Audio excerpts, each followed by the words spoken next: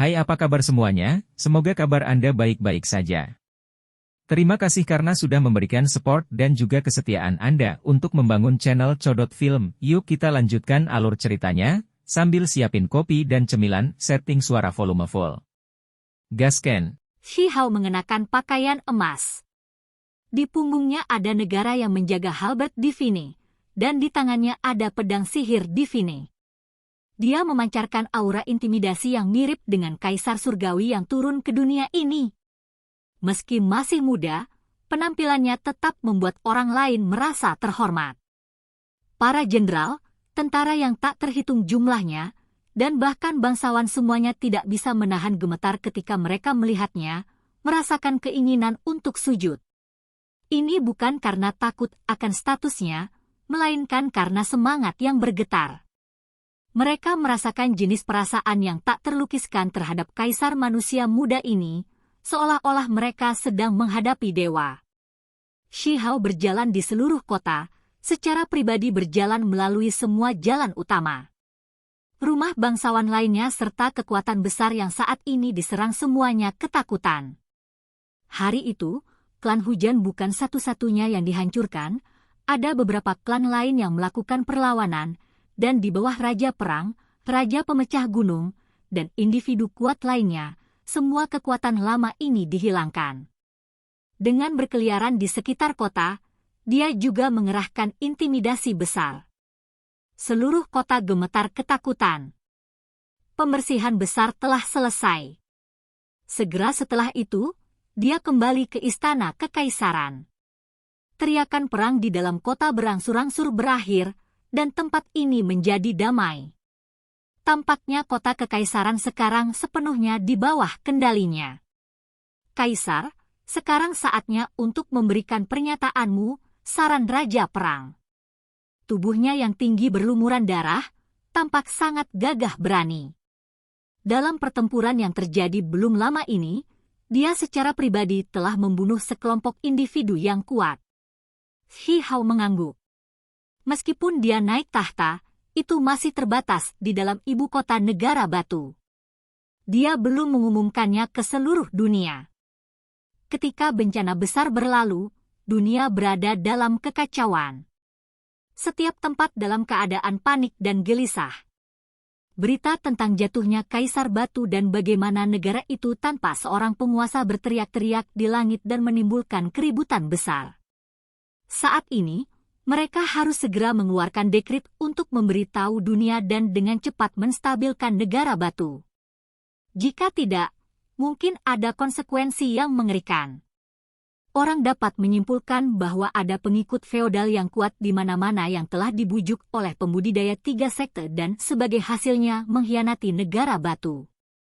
Lagi pula, ini bahkan terjadi di ibu kota kekaisaran, apalagi beberapa bangsawan kuat yang sebenarnya memiliki otoritas besar. Namun, terlepas dari itu, karena kebenaran dan keadaan umum, sebagian besar negara batu masih harus menghormati keputusan tersebut dan tidak mau memberontak. Tahta telah diteruskan ke Shi Hao. Dekrit kaisar sebelumnya telah mengukir dirinya sendiri dalam kehampaan. Simbolnya tahan lama dan tidak menyebar. Para bangsawan yang kuat membuat ukiran mereka sendiri di atas kertas emas sebelum menyebarkannya ke berbagai daerah lain. Altar ibu kota kekaisaran diaktifkan, jadi melalui persembahan, seseorang dapat membuka formasi transmisi dan melanjutkan ke seluruh bagian negara. Setelah waktu yang singkat, dekrit tersebut memberitahu dunia bahwa kaisar baru menggantikan tahta, dan batu kecil itulah yang naik ke tampuk kekuasaan. Ini segera memicu badai besar. Shi Hao secara alami mengeluarkan dekritnya sendiri juga. Isinya agak sederhana. Yang pertama adalah memberikan pujian kepada kaisar sebelumnya, berbicara tentang keberanian dan kebajikannya, serta jasa dan pencapaiannya yang besar. Dia kemudian secara langsung mencela beberapa bangsawan, seperti klan Hujan, Raja Su, Raja Kun, dan lainnya, menyatakan kesalahan dan kejahatan mereka. Akhirnya, dia menyuarakan resolusinya sendiri. Dunia dengan cepat pecah menjadi keributan. Batu kecil menjadi kaisar, menyebabkan kegelisahan yang sangat besar. Ini tidak diragukan lagi adalah gempa bumi yang hebat. Dunia sudah dalam keadaan gelisah setelah menerima berita tentang hilangnya kaisar sebelumnya selama bencana besar dan kemungkinan kematiannya. Semua orang tahu bahwa kaisar baru akan segera muncul, jadi bukannya mereka tidak siap untuk berita ini. Namun, ketika mereka mengetahui bahwa batu kecil yang naik ke tampuk kekuasaan, beberapa orang masih sangat terkejut. Selain itu, tindakan tegas dan kuatnya juga melebihi harapan semua orang. Kita harus memahami bahwa para pembudidaya dari 3 sekte telah memasuki ibu kota batu. Sejumlah besar pembudidaya telah berkumpul untuk memasang kaisar boneka. Itu sampai pada titik di mana rencana itu praktis tidak dapat diubah, karena mereka sudah mengendalikan situasi umum. Namun, siapa yang mengira bahwa batu kecil itu akan membantai jalannya sendiri ke ibu kota kekaisaran, benar-benar mengalahkan semua ahli di jalannya dan bertarung dengan intens di dalam istana kekaisaran. Setelah membunuh banyak bangsawan yang menimbulkan masalah, dia kemudian menekan para ahli dari 3 sekte, memutarbalikkan nasib dunia dengan tangannya sendiri. Situasi seperti ini benar-benar keterlaluan. Itu membuat seluruh dunia terkejut. Batu kecil itu benar-benar menakjubkan. Dia sangat kuat, mengalahkan semua pembudidaya itu sendirian dan memaksa pasukan dari 3 sekte untuk mundur dari ibu kota kekaisaran. Dia benar-benar luar biasa. Meskipun sudah ada desas-desus yang beredar sebelum menunjukkan bahwa kaisar sebelumnya mungkin telah jatuh dan itu harus menjadi pemuda tertinggi seperti salah satu dari 2 saudara batu yang menggantikan tahta, itu masih sedikit mengejutkan. Seluruh dunia mulai membahas topik ini, dan setiap wilayah dalam keadaan gelisah. Terlepas dari apakah itu kultivator atau orang biasa, mereka semua berbicara tentang kaisar baru. Ibu kota negara batu menjadi bising untuk jangka waktu tertentu. Terhadap cara dominan batu kecil dalam melakukan sesuatu, orang-orang takut untuk tunduk. Tidak peduli bagaimana Anda melihatnya, dia masih membunuh jalan ke ibu kota kekaisaran sendirian dan sepenuhnya mengendalikan segalanya. Dari ini saja, itu membuktikan kekuatannya. Dia memiliki kualifikasi untuk mengincar tahta. Namun, pengikut feodal merasa sedikit menahan rasa takut terhadap metodenya, karena itu terlalu ganas. Dia baru saja naik tahta, namun dia sudah memusnahkan hampir 10 bangsawan. Hal seperti itu belum pernah terjadi sebelumnya pada generasi sebelumnya. Dunia berada dalam keadaan berteriak-teriak. Sebagian besar kota besar negara batu menyerah dan memberikan kesetiaan kepada kaisar baru, dan hanya beberapa kota kecil yang tetap diam. Mereka tidak menyuarakan pendapat apapun, dan untuk sementara tidak ada aktivitas dari mereka. Meskipun hanya sejauh ini, manfaat Shihao masih sangat besar. Hari itu, di dalam kota-kota tak berujung di dalam perbatasan negara batu, untaian esensi spiritual tipis memasuki kehampaan, melintasi li yang tak terhitung jumlahnya untuk berkumpul di ibu kota kekaisaran negara batu. Shihao terkejut. Dia awalnya duduk di mediasi, tetapi pada saat ini, dia membuka matanya dengan kaget. Untaian halus energi drakonik yang tak terhitung jumlahnya muncul dari kehampaan, dan mereka berkumpul untuk membentuk naga raksasa sebelum menuju ke arahnya. Dia tenggelam dalam energi drakonik yang tak ada habisnya. Di luar tubuhnya, naga surgawi semakin mengembun. Naga tebal dan besar itu hidup dan hidup. Mereka mengangkat kepala mereka dan mengguncang langit dengan raungan mereka. Selain itu, naga surgawi jelas meningkat jumlahnya. Sudah ada 81 dari mereka. Mereka berputar-putar di udara dengan Shihao di tengah. Penjaga tua itu gemetar. Bahkan kaisar sebelumnya tidak membuat adegan seperti ini. Namanya Peng 9. Saat itu, dia adalah murid ke-9 dari Peng yang memerintah lama, serta murid yang paling kuat. Dia sudah diambang menjadi ahli tertinggi.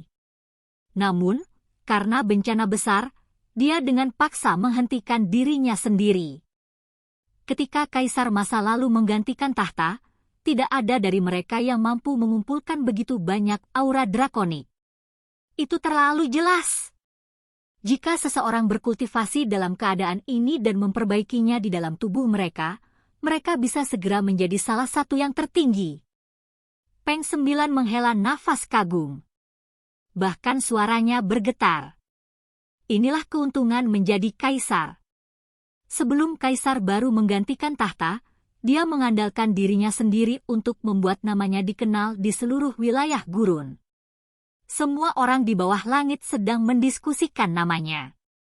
Sekarang dia menggantikan tahta, itu secara alami akan menyebabkan keributan besar. Energi nasib negara ini erat kaitannya dengan kehendak rakyat, kata Working setelah direnungkan dengan saksama. Peng Sembilan mengangguk. Ini adalah kebenaran.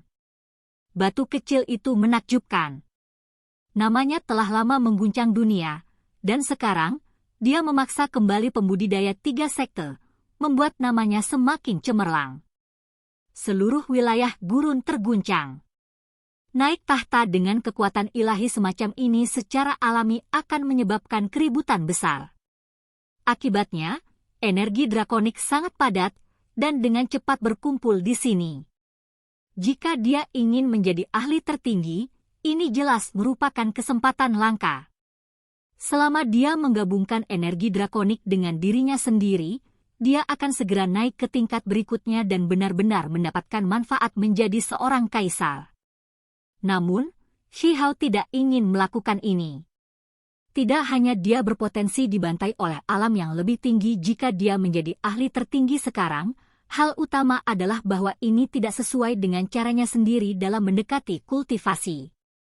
Berkultivasi seperti ini dan menjadi ahli tertinggi dengan cara ini mungkin tampak kuat, tetapi itu semua karena pengaruh eksternal.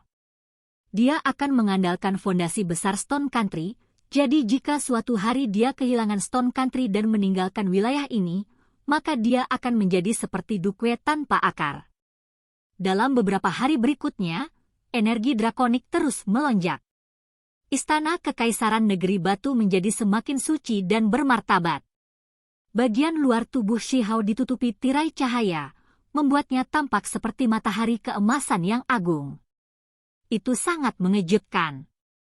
Selain itu, ada beberapa energi drakonik yang memasuki jejak kaisar dan disimpan di dalamnya, memungkinkannya menjadi semakin cemerlang. Di dalam ibu kota Batu, kaisar baru mungkin bisa bertarung melawan ahli tertinggi sendirian. Peng Nini sampai pada kesimpulan ini dalam hati saat dia mengamati Shi Hao. Namun, Shi Hao secara alami tidak akan puas hanya dengan ini. Dia ingin benar-benar menyelesaikan semua persiapan yang diperlukan, jadi selama beberapa hari ini, dia mengubur dirinya di dalam perbendaharaan untuk memperbaiki harta karun yang besar. Itu adalah sosok hitam kecil. Itu hanya seukuran kepalan tangan, hitam, dan tampak sederhana. Itu dikenal sebagai tubuh emas abadi. Jika tidak rusak, bahkan para dewa akan memperebutkannya. Saat ini, dia berada di dalam perbendaharaan kekaisaran dengan semua jenis harta dan bahkan beberapa materi ilahi di sekitarnya, jadi dia secara alami akan memperbaiki peralatan pertempuran aneh ini. Berdasarkan apa yang dikatakan pagoda kecil di masa lalu, hal ini dapat terus berkembang. Itu bisa memungkinkan kekuatannya meningkat pesat. Jika dia memulihkannya sedikit sekarang, itu mungkin bisa membantunya menangkis para ahli tertinggi. Hanya saja, hal ini terlalu aneh. Bahkan jika ada bahan ilahi, itu mungkin tidak cocok, karena bahan yang dibutuhkannya aneh dan jarang ditemukan di dunia ini. Akibatnya, setelah berkali-kali, Shi Hao menemukan bahwa bahkan materi ilahi tidak dapat digunakan di atasnya karena tidak kompatibel. Shi Hao mengerutkan kening. Dia mencari semua istana kekaisaran, tetapi pada akhirnya, dia tidak menemukan satupun barang yang dibutuhkan sosok hitam kecil itu. Ini membuatnya merasa agak tidak berdaya dan murung. Kaisar, masih ada satu set bahan. Peng Nini berbicara tepat waktu. Oh, Jika kamu tidak menyebutkannya, aku hampir melupakannya. Ayo pergi dan lihat. Shi Hao bangkit. Kali ini, setelah membasmi beberapa bangsawan, mereka secara alami menyita aset mereka. Perbendaharaan mereka juga mencengangkan, dan setelah disita, mereka semua dipindahkan ke istana kekaisaran dan ditumpuk di salah satu aula istana. Selain itu, kami juga menangkap satu orang lagi. Yang mulia mungkin tertarik, kata Peng Nine. Apakah begitu? Shi Hao tersenyum. Sekarang dia ingin melihat siapa ini. Ketika sosok gelap yang layu dan mengering diangkat, Shi Hao menyipitkan matanya. Dia merasakan perasaan aneh. Dia merasakan sakit yang tumpul di dalam, seolah-olah dia berdarah secara internal. Tiba-tiba, dia melebarkan matanya dan mengungkapkan sinar cahaya yang menakutkan. Dengan suara nyaring, dia berteriak, "Ini kamu!" Di masa lalu, dia dibawa oleh Ibu Shi.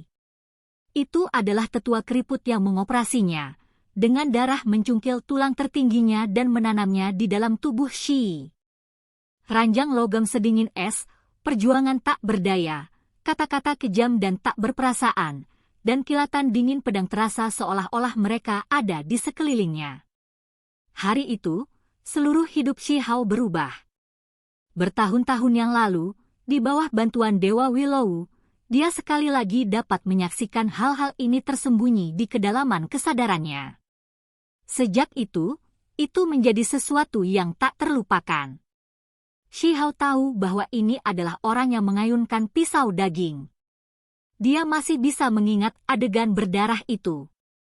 Kami menemukannya di salah satu manor klan hujan. Dia melakukan semua jenis eksperimen, mencangkok tulang berharga primordial dan bagian lain menjadi binatang buas dan burung unik, lapor Peng Nine.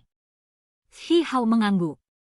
Matanya yang sedingin es tertuju pada individu ini untuk waktu yang lama sebelum berkata, interogasi dan cari tahu semuanya, lalu eksekusi dia. Karena ini sudah menjadi masa lalu, dia tidak terlalu memikirkannya. Rasa sakit dan penderitaan dari masa lalu telah menjadi motivasinya untuk terus maju. Dia tidak akan melihat ke belakang lagi. Segera setelah itu, Shi Hao memasuki aula istana. Berbagai macam warna cerah muncul di hadapannya, dan semua jenis bahan ditumpuk seperti gunung kecil. Di tempat ini, ia menemukan bahan yang unik, batu yang tampak kehitaman. Tampaknya meringkuk dalam kabut dan hanya seukuran kepalan tangan. Tentu saja, daripada mengatakan bahwa dia menemukannya, lebih tepat untuk mengatakan bahwa sosok hitam kecil itulah yang menghasilkan reaksi terhadap bahan ini. Setelah menghancurkan batu ini, hanya ada benda seukuran kuku. Kelihatannya agak seperti getah pinus, tapi ternyata tidak. Itu sangat spiritual dan melepaskan energi padat, seolah-olah memiliki kesadarannya sendiri. Shi Hao mulai memperbaikinya, dengan cepat menggabungkannya dengan sosok hitam kecil itu. Ada perubahan jelas yang terjadi, memberikan tubuh emas abadi semacam vitalitas, seolah-olah memperoleh sedikit kehidupan. Samar-samar dia bisa mendengar tangisan pagoda kecil itu. Aku baru saja tertidur sebentar, namun aku melewatkan item yang begitu bagus. Tak termaafkan. Apa itu? Ukurannya hanya sebesar kuku. Apakah itu benar-benar istimewa? Shi Hao bertanya karena penasaran. 10.000 batu hukum. Mampu mencapai ukuran kuku sudah cukup menantang surga. Akan sulit untuk menemukan satu bagian pun setelah puluhan ribu tahun, pagoda kecil itu melepaskan energi yang kacau. 10.000 batu hukum bisa mengukir 10.000 hukum, bahan yang digunakan untuk memperbaiki bahan tertinggi. Bahkan dapat dikatakan bahwa sekali artefak magis dimurnikan dengan 10.000 batu hukum, perlahan-lahan akan berubah dan berevolusi. Itu adalah materi yang menentang surga yang bahkan para dewa pun akan tergila-gila. Shi Hao dalam hati bersukacita. Kali ini, tubuh emas abadi seharusnya sudah pulih sedikit. itu pasti akan memberinya kejutan yang menyenangkan di masa depan. Selama beberapa hari berikutnya, Shi Hao terus mencari melalui perbendaharaan atau mempelajari teknik untuk meningkatkan kekuatannya untuk menghadapi kemungkinan badai. 5 hari kemudian, apa yang seharusnya datang akhirnya datang. Pembudidaya 3 sekte muncul lagi, memasuki ibu kota kekaisaran. Oke guys, jangan lupa like, comment, share, and subscribe di channel Codot Film. See you next video, peace out and bye-bye.